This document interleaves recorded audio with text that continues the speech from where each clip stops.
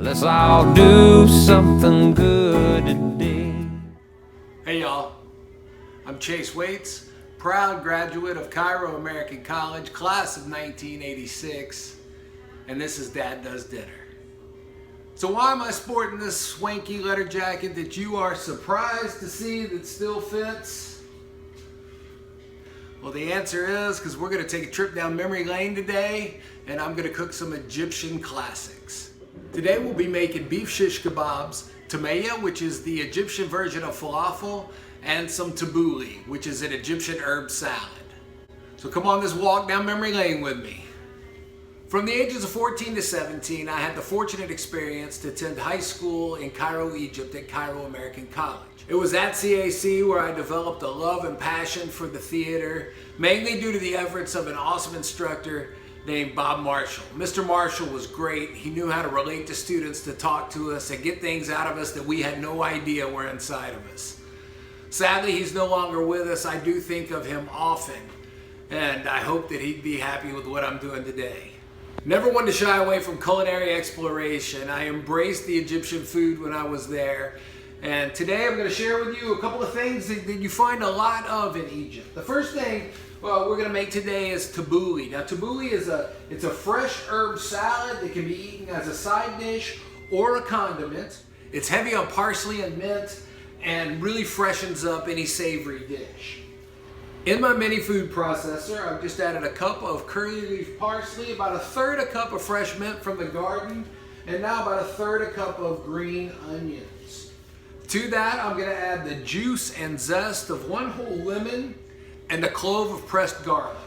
We'll finally chop this, and I'm going to add this to a half cup of bulgur that I prepared.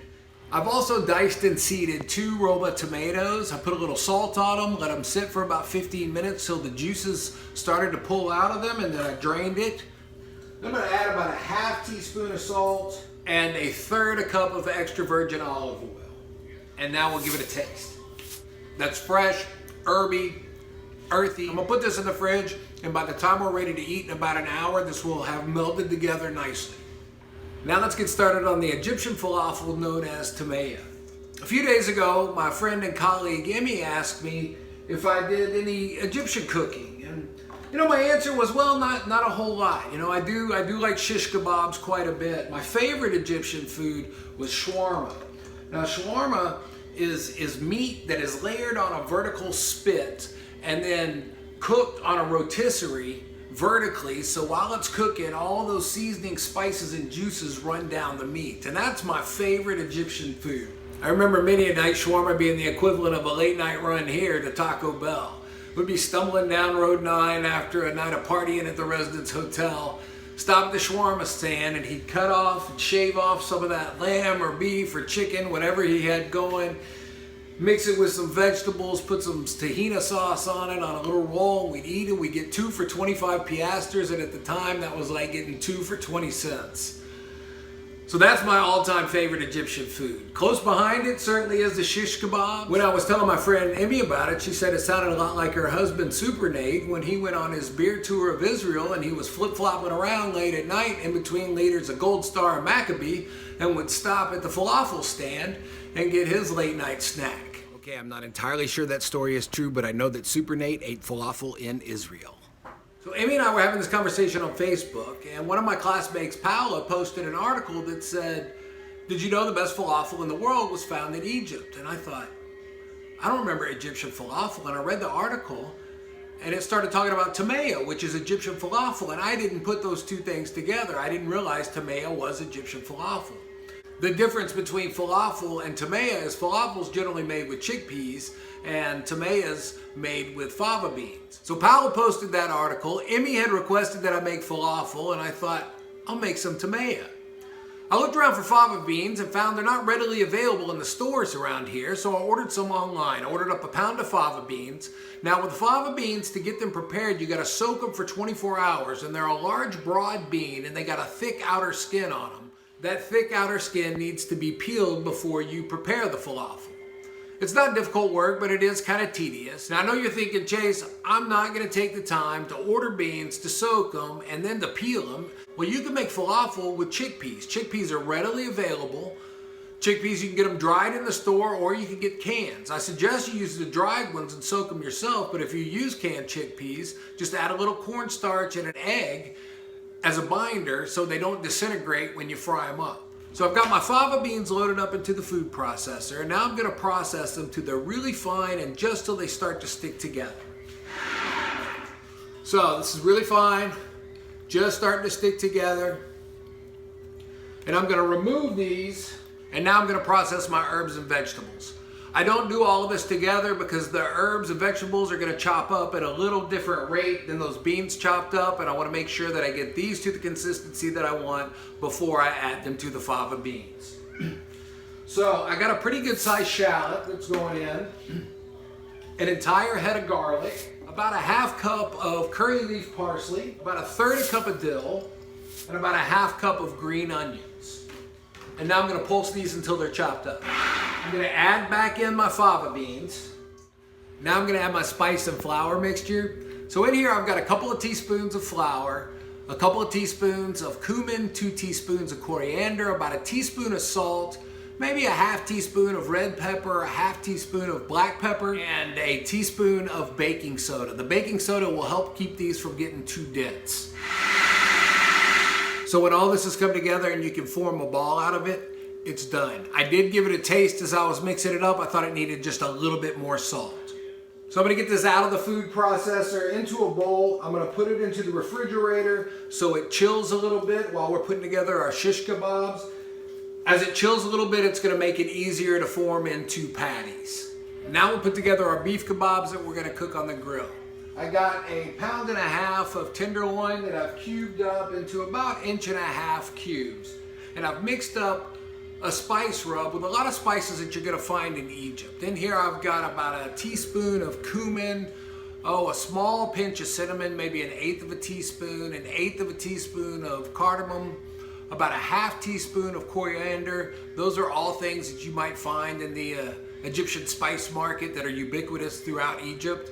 And then I've also added to this about 2 teaspoons of salt and about a half teaspoon of pepper. I'm just gonna dust my meat fairly liberally.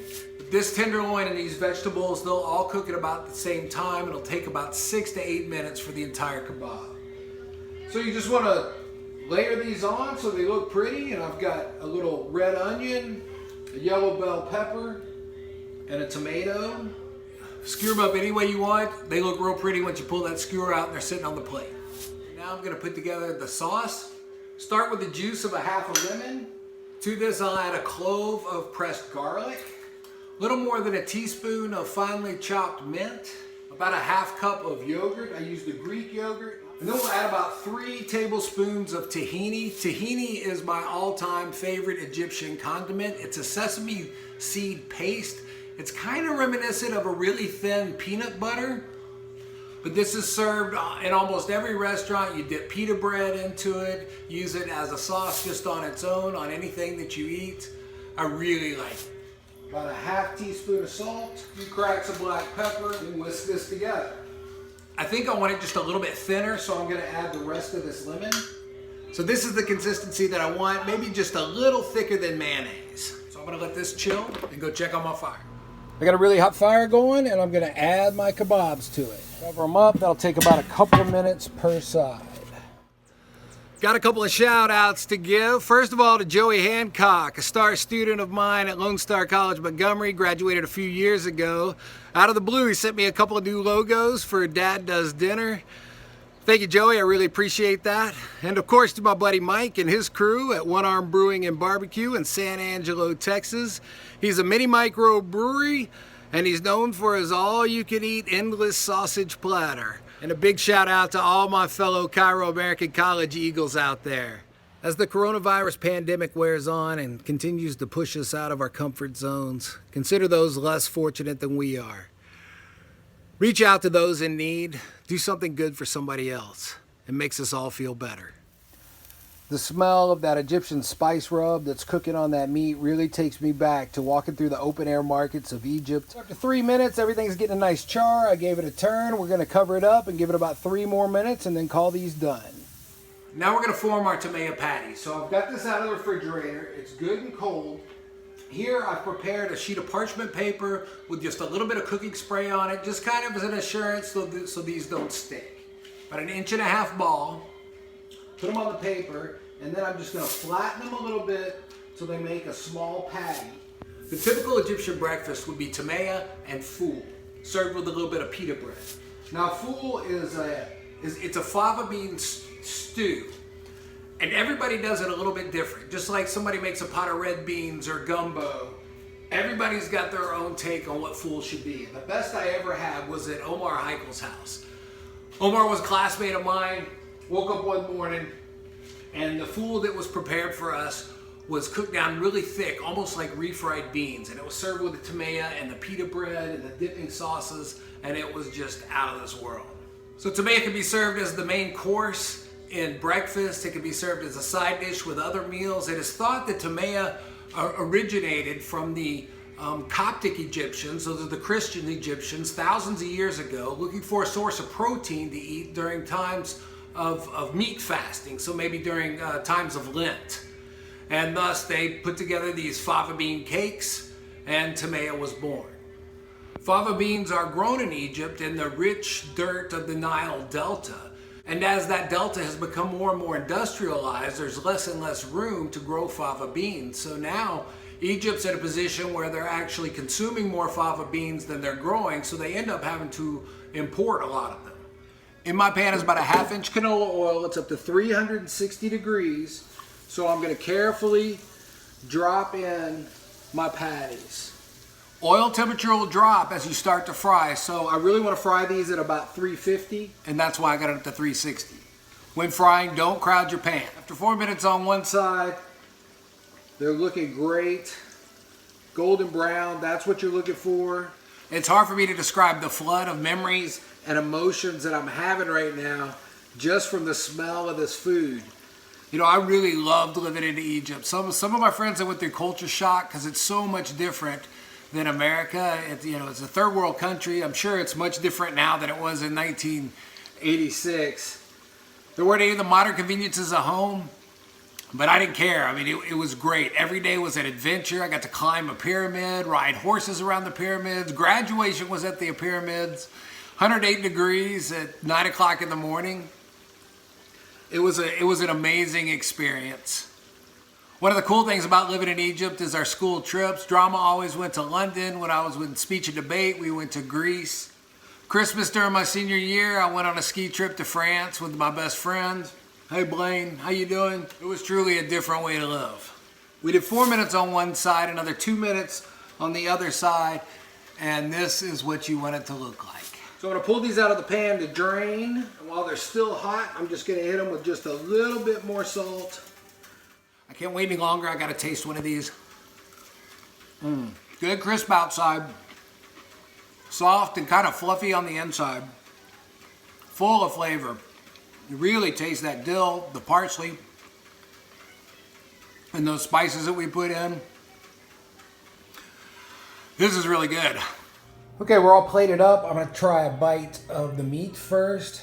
That spice rub is so flavorful. The flavors of the cardamom, the cinnamon, and the cumin really come through. Remind me of a time of my past. It's really good. Almost every meal in Egypt is served with pita bread, so I warm some up. Put a little of our dipping sauce, some of the tamaya, and the tabouli on a piece of pita bread as if I was eating this like a wrap. I gotta say that's just perfect. It really is. This is my fourth take. It is so good. I can't even talk. That's how good it is. That tamaya is just, it's so crunchy on the outside. It's tender on the inside.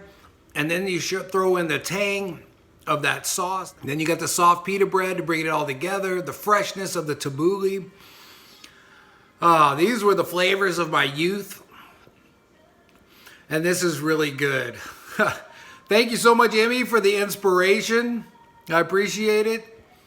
To all my fellow Eagles, treat yourself to some of this. And a big thank you to Paula for bringing Egyptian falafel to my attention. I might have never made that connection between tamaya and falafel. We'll see y'all next time. Let's all do something good today.